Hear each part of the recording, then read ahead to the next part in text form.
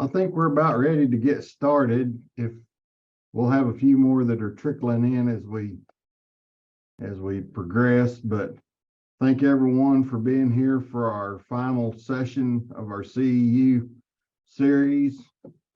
Appreciate all of you that have made these, and hopefully we have a good meeting again. We've had 2 good meetings up to this point and look forward to having another one. We have 2 good speakers this evening. The first one will be Megan Parker.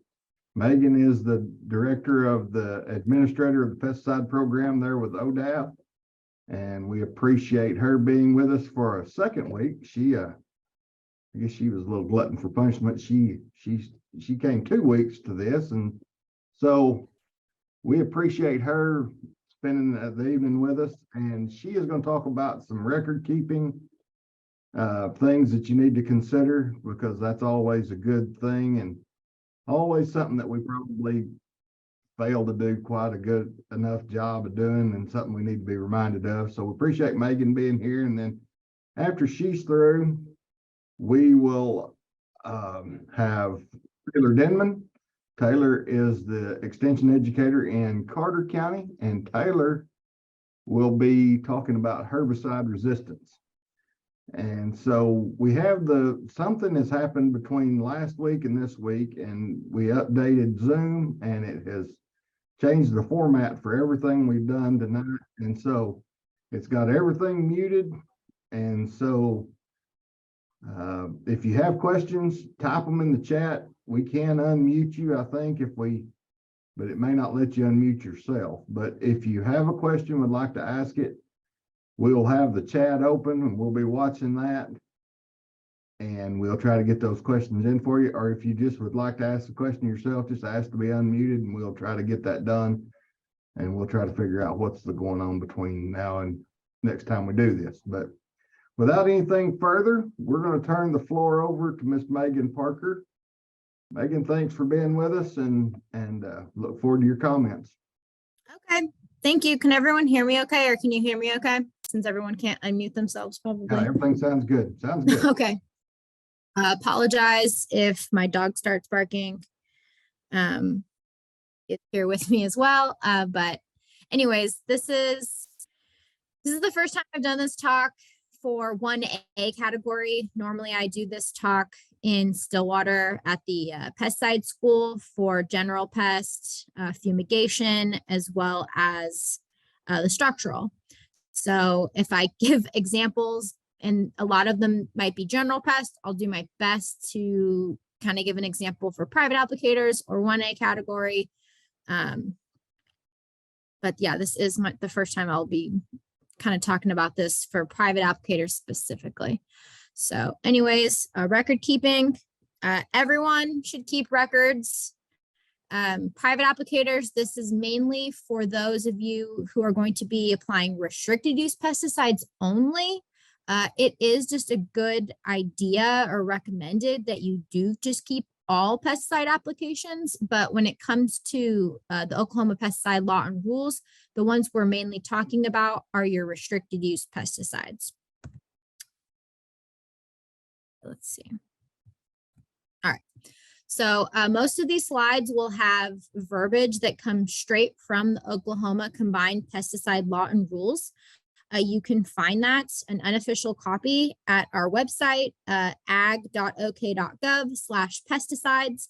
It's one of the first options. It's just called the Oklahoma Combined Pesticide Law and Rules.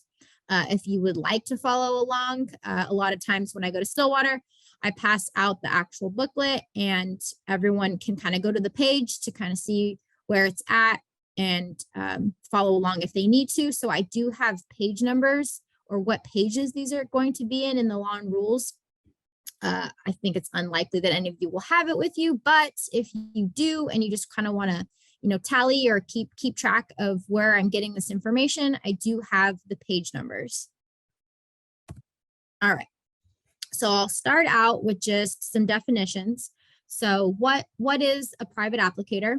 So I'm sure if you've been to a lot of my talks, you've heard me say this again, but it's always good to review. So a private applicator, the way we define it in our law and rules, means any person who uses or supervises the use of any restricted pesticide for purposes of producing any agricultural commodity on property owned or rented by the person or employer or on the property of another person if applied without compensation other than trading of personal services between producers of agricultural commodities.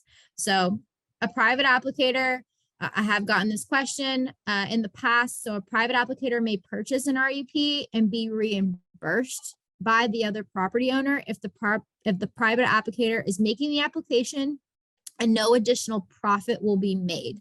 So for example, a private applicator buys chemical and applies it to a neighbor's land, and in exchange, your neighbor helps the private applicator harvest their crop. So that's just a very general example of something like that.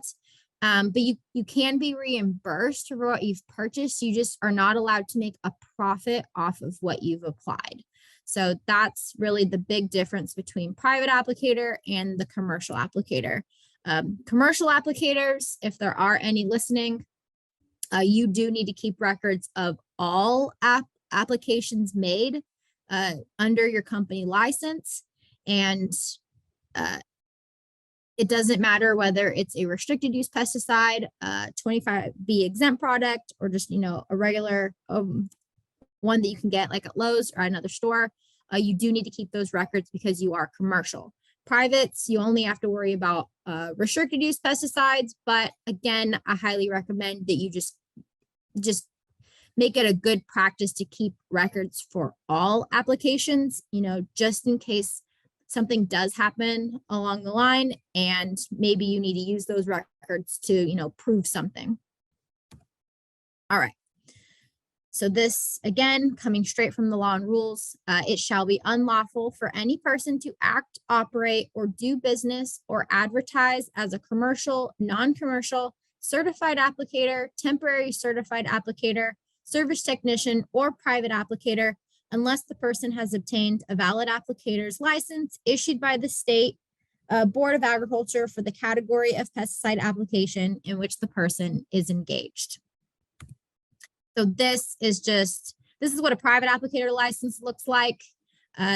Normally the seal is on the back of those when we print them out, but it will have your private applicator number right there.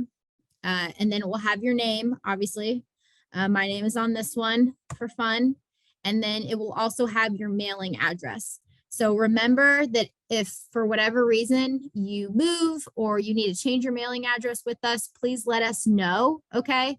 That way that when we do send these out, especially, next year when that's coming about, we have your correct mailing address and email if you could provide that for us. It won't show up on the private applicator license, but if you provide it to us, we may be able to just email this card to you rather than having to print it out and mail it. But you always have that option of having your first card being printed and sent to you in the mail. And then last but not least, the expiration date. So just to note, again, all private applicators and the 1A category are expiring at the end of next year, December 31st of 2023. If you know anyone that's going to be retesting, I just want to kind of put this out there that retesting will start in July of 2023, but hopefully all of you are getting your CEUs and you'll have enough to recertify. And I guess before I move on, I'll just say that when it comes time to recertify or renew your license, we will be sending out letters in the mail and via email if you have an email with us. For those reminders to be sent out just in case you need a couple more CEUs, or if you want to, get your payments in early and get those renewal licenses sent back out to you.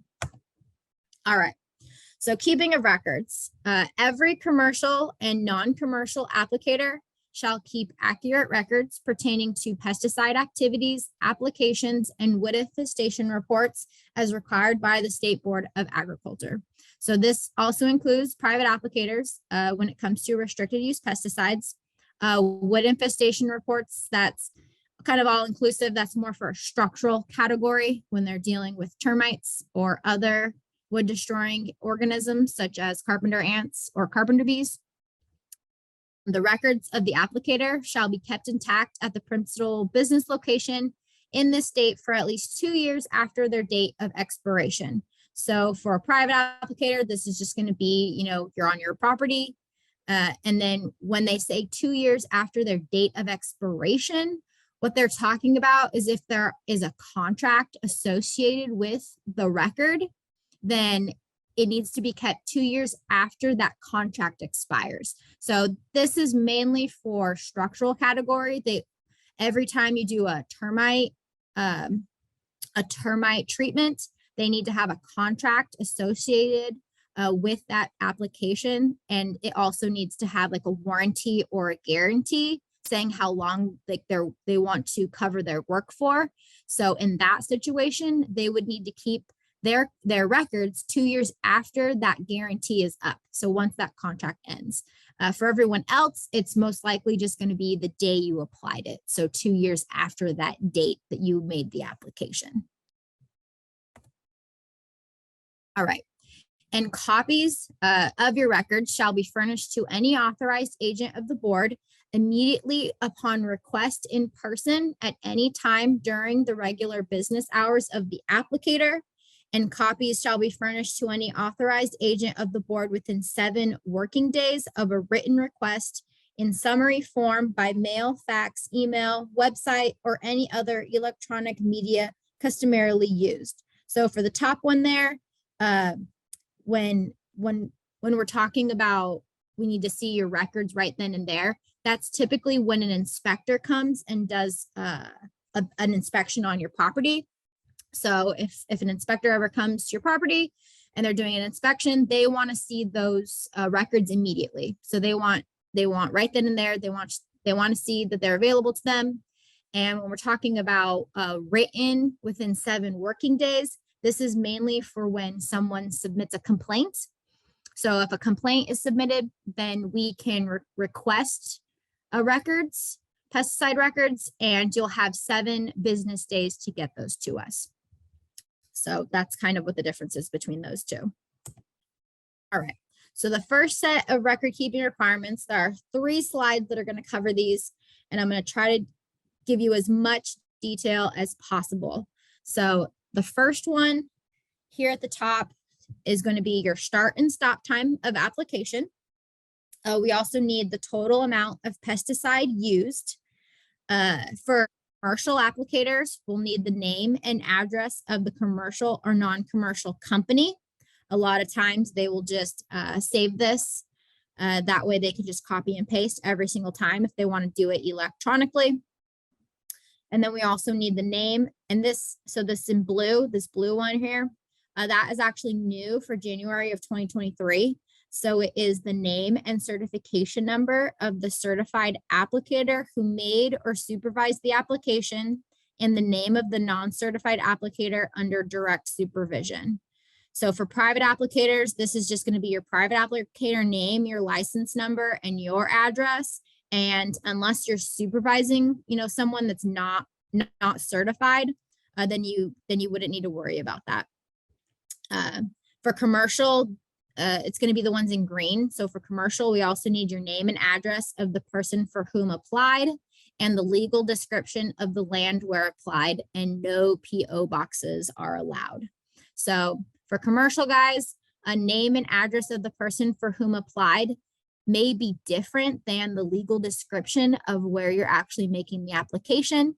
So the person hiring you could be a landlord. They could own the property, but they don't actually live there. So make sure that when you're keeping these records, you differentiate those. And then again, for private applicators, you really just need to worry about your private applicator name, license number, address, and anyone that you're supervising. If they haven't taken an exam, like a private applicator exam, they could be, a relative, son, daughter, whoever. All right. And then we also need date of your application rate, your dilution rate for mixing, your total quantity of tank mix used, the complete trade name of the pesticide product used, and the EPA registration number. So EPA registration number, this is actually one of the records that is often missed when we have inspectors go out. This is like the number one thing they say that's often missing from a record, even though it's directly on the pesticide container. So please make sure you include the EPA registration number. It should be right there, right where the active ingredients are. It should be underneath that, usually right in front of that pesticide container. So make sure that gets written down. And then we also need name of adjuvants used when the label requires specific adjuvants. And then name of drifting agents used when the label requires specific drifting agents. We need the target pest of the application, and try to be as specific as possible when you're putting the target pest down. So if it's a certain weed that you are, trying to get rid of, make sure you be as specific as possible. It is important to know what it is that you're trying to get rid of, rather than just doing broadcast. So try to be as specific as possible. If you are trying to get, more of a broad spectrum, then you can write that down. But if it is something specific, please put that on there. This is mainly commercial guys. We try to, make sure that they put these down. Not so much for private applicators, but it is still a good idea. And then we also need the site where the pesticide was applied, and then the size of the area treated. Size of area treated is also a new addition to the record keeping requirements for 2023. So again, we do get a lot of questions, what do you mean by this? And when it comes to acreage, that's pretty simple. Just how many acres did you treat? For other things, if you're just treating around a tree or something like that, just to the best of your ability, roughly what the area was. Don't kill yourself over trying to figure it out.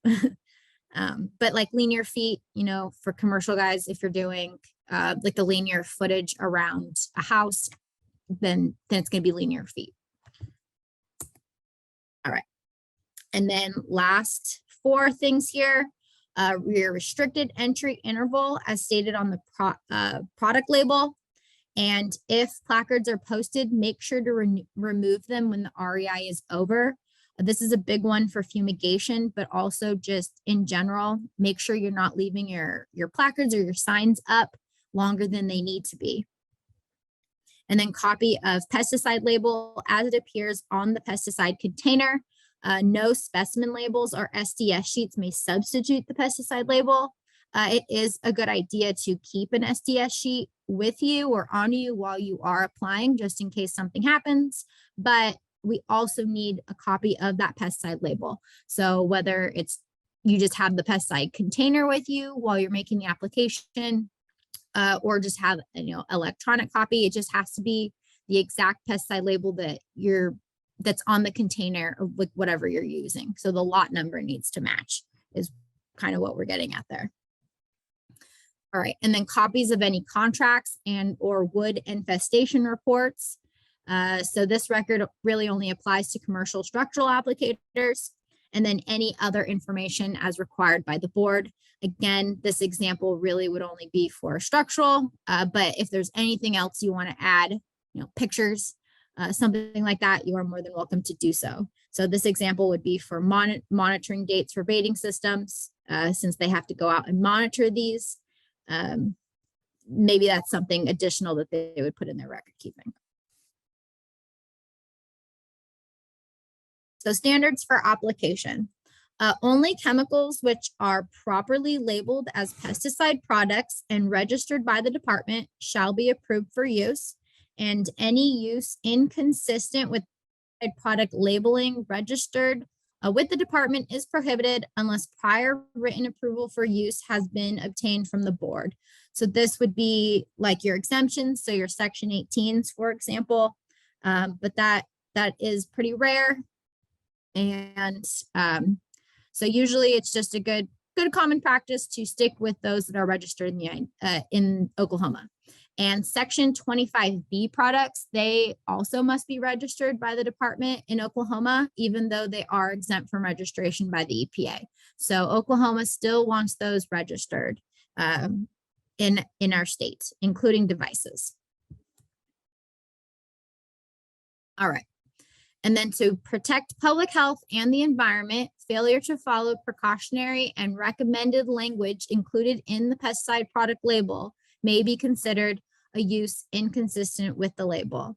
So I want to point this one out because it is in our law and rules, and this little rule could get you in trouble if you are not careful. So please make sure that you read the entire pesticide label and use your best judgment when it comes to making applications, when it comes to the recommended language. So recommended language typically does not need to be followed, but if it is a precautionary or recommendation where there's a situation where maybe you do need to follow it that day, for example, like wind advisory or anything like that, it's best to take the precautions and be a little bit more strict when it comes to using the pesticide rather than possibly having a complaint or something happen after the fact.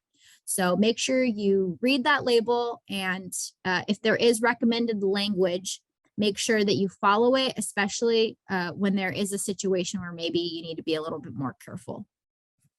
And then every applicator of pesticides shall employ an appropriate method to prevent the backflow of spray materials during filling, mixing, and/or application operations. So your method needs to be employment of a check valve or a similar inline device, or a positive mechanical method such as an air gap. That way that there is no backflow of any pesticide tank mix back into the water supply. If that does happen, you will be responsible for that. So make sure you are careful and that does not happen. All right, there's a lot on here. But this is more for commercial applicators, just in case anyone is listening that is a commercial applicator. So a certified applicator shall be on site to use any pesticide when required by the label or labeling. A certified applicator or private applicator shall be on site to supervise any pesticide application by uncertified personnel. A service technician shall be on site to make the actual application of any pesticide unless a certified applicator is present at the job site. And under no circumstances may a service technician supervise the application of an uncertified applicator. So certified applicator or private applicator has to supervise uncertified applicators. And the certified applicator may be a service technician in other categories for the licensed company without completing the service technician's examination. And certified applicators, service technicians, and private applicators shall be a minimum of 18 years of age to make any pesticide applications. So that's everything. So mixing, applying, everything. They can be less than 18 years of age to take the exam. So if they want to take the exam before they turn 18, that is fine. But we do have some systems in place so that they don't actually get issued their card until they turn 18. But that is a new one from last year that the EPA updated. All right. So label and labeling. So the written, printed, or graphic matter attached to your pesticide or your device is your label. So container, including the outside container or wrapper of the retail package of the pesticide or device. So your label is typically that sticker that is on your pesticide label, does not come off easily. It's permanently affixed, is not permanently, but it's basically on there. You can't take it off easily. That's your label. So that's what you need to have with you when you're making your applications. And then there's also labeling. So labeling are all labels and other written, printed, or graphic material. They could be on the pesticide device, containers, or wrappers, or they can be accompanying the device or pesticide. Sometimes there'll be like a website where you can go and it will have all the additional labeling. Sometimes some of them come with little booklets It's like 50 pages of additional labeling. So it's not actually attached to the pesticide container. So it's called the labeling. That is not something you need to have with you while you're making the applications, but is definitely something you need to read before you are actually making that application. All right. So every container used to dispense pesticide, except for bait boxes used for rodent control, shall be accompanied by a copy of a readable label for the pesticide within the container.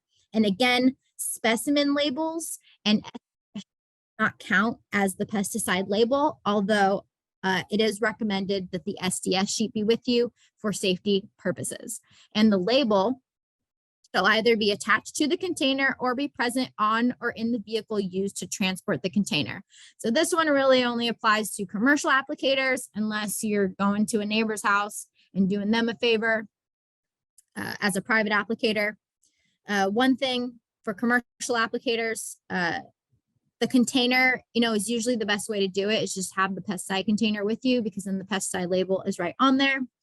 Some companies prefer to have them digital. So digital copies of that label. And the only thing that I recommend or ask is that when you do have a digital copy, I want to make sure that that copy is readily available.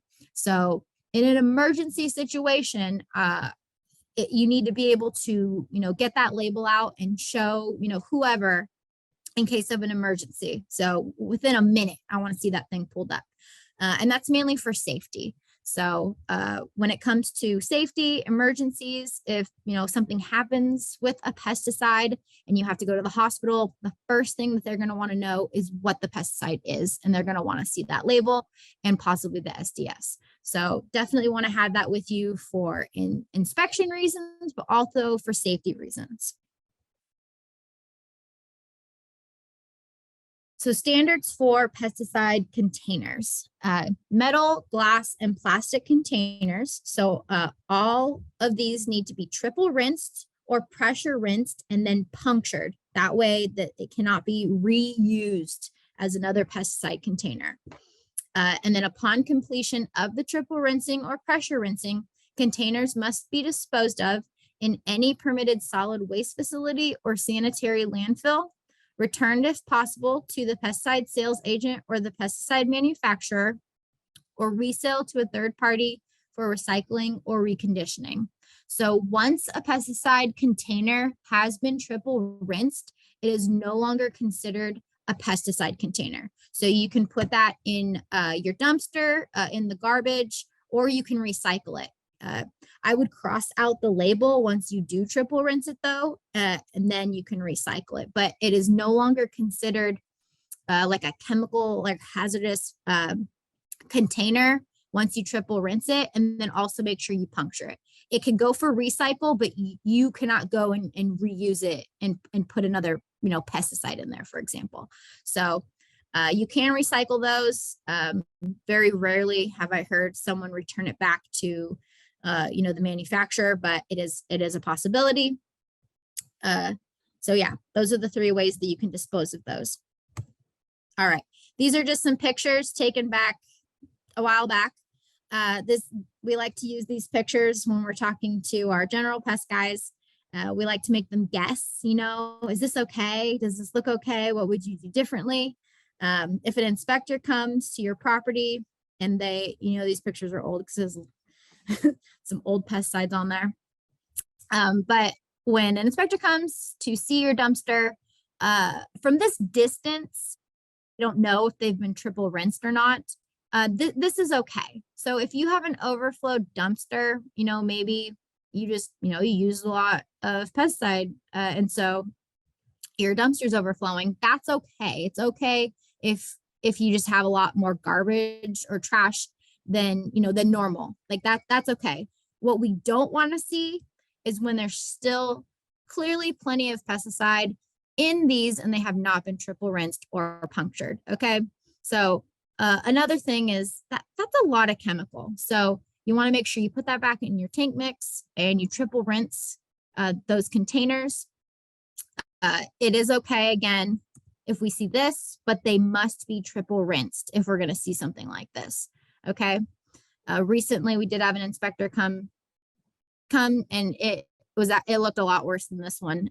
But yeah, I mean, some of them were even out there for, I don't even know how long, and still had plenty of chemical in the pesticide containers still. So make sure that you are not one of these people. All right. So all pesticides shall be removed from the paper and plastic bags to the maximum extent possible when the pesticide is initially mixed for application. So when it comes to paper and plastic containers, they shall be disposed of by cutting the sides of the container and opening them fully.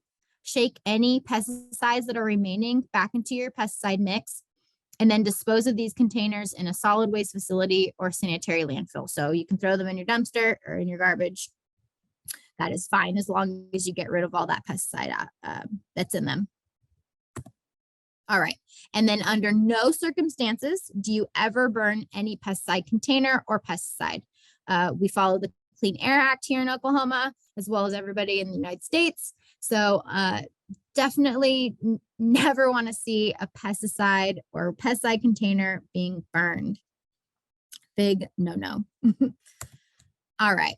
And then when it comes to spills, so that this is a lot too, so I'll try to read this and then just kind of repeat myself. But when it comes to spills, it is always your responsibility if a spill occurs to clean it up.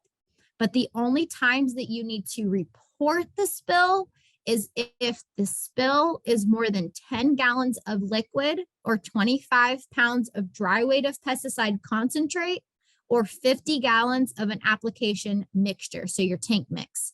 And if this does happen, then you need to report this within 24 hours by telephone and by written notice within 3 days to the Oklahoma Department of Environmental Quality and the Oklahoma Department of Agriculture, specifically the CPS or Pest Management Division.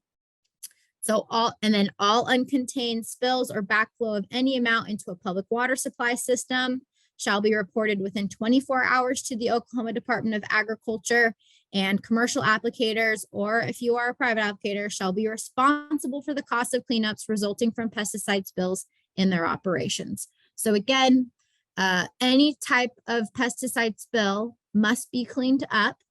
It is your responsibility to clean it up. But if it's more than 10 gallons of liquid or 25 pounds of dry weight pesticide concentrate or a 50-gallon tank mix, then you must report it to DEQ and to ODAF within 24 hours by telephone and within 3 days within a written notice. So just remember, both the DEQ and the Department of Ag must be notified. All right. Oh, wow. Okay. We finished early. I never know how long these are going to take me, but I will be open to questions afterwards. So this summarize, that's important to key, takeaway points is prior to any application, please be familiar with the combined pesticide law and rules. Read the entire pesticide label and follow all label directions, including additional labeling and bulletins. Please utilize proper safety equipment, so your PPE. Correctly identify and be familiar with the pests you are controlling. I know for private applicators, a lot of it are weeds, for your herbicides. But for commercial, it may be different, but it is important to know what weed you're working with, because not all herbicides are the same and one may not control what you're looking for. So make sure that you are familiar, and weed identification is very important. Also check out all of your application equipment to ensure it is working properly and that there are no leaks or defects. And then follow all safety requirements in regards to yourself, customers, pets, and the environment. And then following application, please provide any restricted entry information to individuals at the site of the application, mainly for commercial. Maintain complete and accurate records of all pesticide applications. Store pesticide containers in locked and secure areas free of debris and triple rinse and puncture empty pesticide containers, and dispose within 90 days. So for pesticide containers, so full or partially full pesticide containers other than your bulk containers shall be stored in a secured and locked enclosure and shall be free of leaks, and the storage area shall be maintained in good condition without unnecessary debris, and storage areas shall be identified by signs. And then empty containers shall be stored in a secured area and kept for no more than 90 days following their use. So don't just leave empty pesticide containers lying around, especially if they have not been triple rinsed or punctured. Once that happens and, you put them in the dumpster, hopefully you will get rid of them quickly. But I mean, 3 months is kind of a long time to be hanging around with some empty containers. So make sure those get triple rinsed and put into your dumpster. I don't know how this slide got missed, but I will take any questions if there are any questions. Megan, we had one. Okay. It says, what are the rules for rinse water when cleaning tanks or containers? Pesticide containers? Yeah, like when you clean them out, the rinsate that you catch from that, what do you do with that? Well, you have to put it back into your pesticide mix, like back into your tank mix.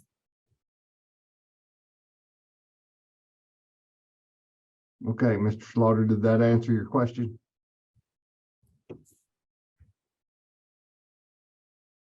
We'll see. I think.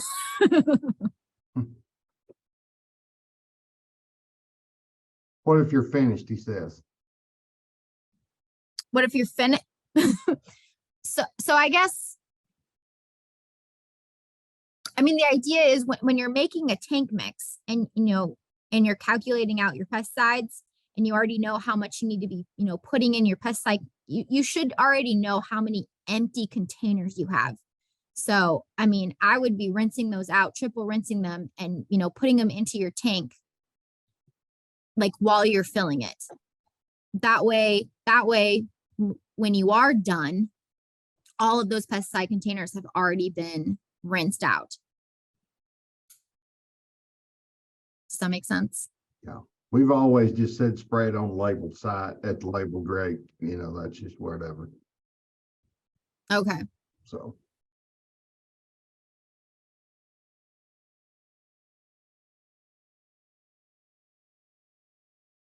Okay, got one more. How many years we required to keep records as a commercial applicator? Commercial applicator is still the 2 years. So you have to keep those records 2 years after any date of expiration. So from the date that you apply or you make that pesticide application, it's going to be 2 years after that.